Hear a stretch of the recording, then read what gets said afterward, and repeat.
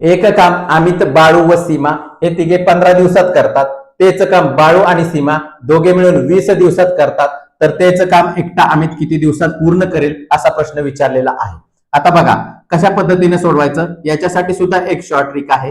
काय म्हटलेलं आहे बघा, अमित, त्यानंतर दुसरं कोण आहे, बाळू, अमित, बाळू आणि सीमा हे एक काम किती दिवसात पूर्ण करत आहेत, तर 15 दिवसात पूर्ण करत आहेत. दुसरं काय म्हटलेलं आहे, बाळू आणि सीमा म्हणजे बाळू अधिक सीमा हे किती दिवसात पूर्ण करत आहेत, हे 20 दिवसात पूर्ण करत आहेत.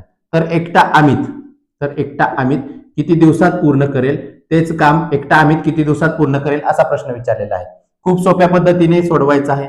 काय करायचं आहे, या दोघांचा गुणाकार म्हणजेच 15 गुणिले 20 व या दोघांमधील फरक म्हणजेच काय, मोठ्या संख्येतून छोटी संख्या वजा करायची आहे.